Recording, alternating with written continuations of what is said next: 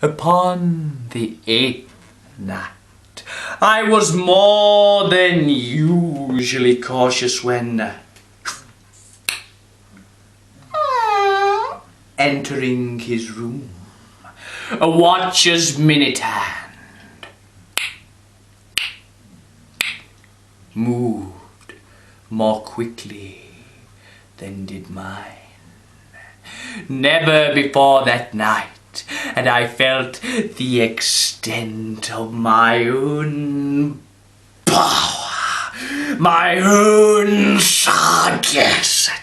To think there I was, creeping in little by little, and he not even to dream of my secret deeds or thoughts. I fairly chuckled at the idea, and perhaps he heard me, for he moved on the bed suddenly, as if startled. Now you may think I drew back, but no.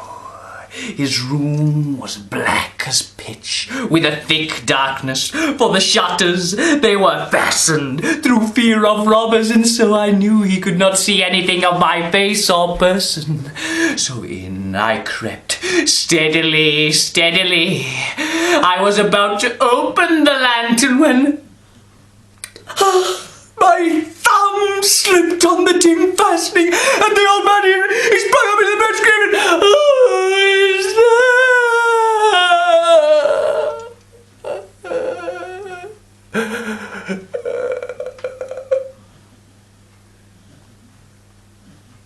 I did not move a muscle. And in the meanwhile, he did not lie down. He sat there, upright, just as I had done, night after night. Hearken to the death watches in the walls. Now, presently, I heard a slight and I knew it was the of mortal terror. It was not the of pain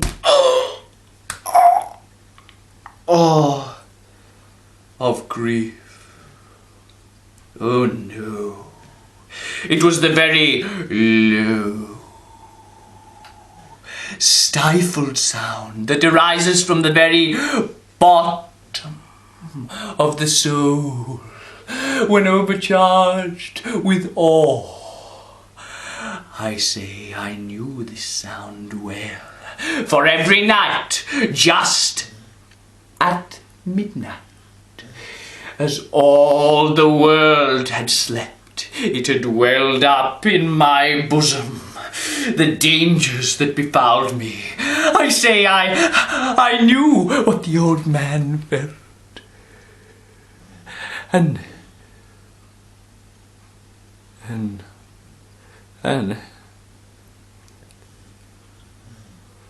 I say I knew it. I knew what he felt.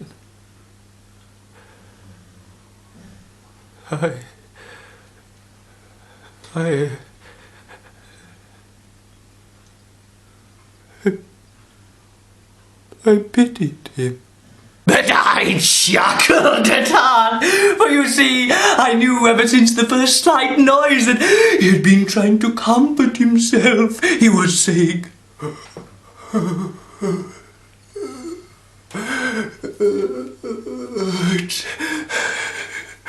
it's just the wind in the chimney, or perhaps it is a mouse crossing the floor, or perhaps it is a cricket that has made a single chirp. Yeah. Yes, he'd been trying to comfort himself with these suppositions, but he had found all in vain. I say all in vain, because death, in approaching, was stalking and enveloping his victim. And it was this mournful that would not stop me doing what I did night after night. And so I took the lantern once more, and I opened the crevice, and out shot a thin dim ray of light onto the vulture's eye.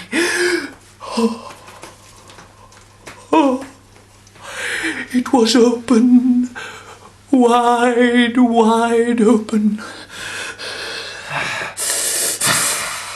I grew furious as I gazed upon it. It was all a dull blue with a hideous veil over it. It chilled the very marrow in my bones, I say.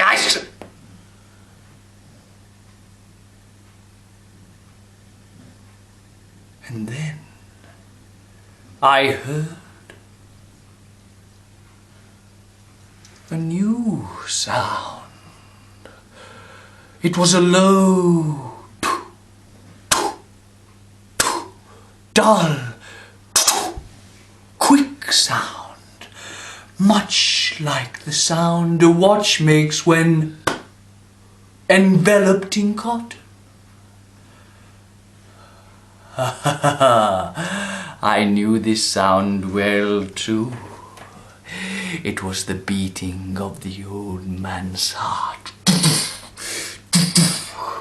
It increased my fury, just as a drum stimulates a soldier to courage. On it beat. It got louder and louder and quicker and quicker and louder and louder and quicker and quicker.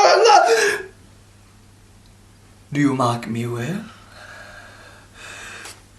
What you mistake for madness is but over-acuteness of the senses. Now I say and then I say, but such a noise as this in this old house excited me to almost uncontrollable terror. Yet, for many moments longer, I refrained and stood still.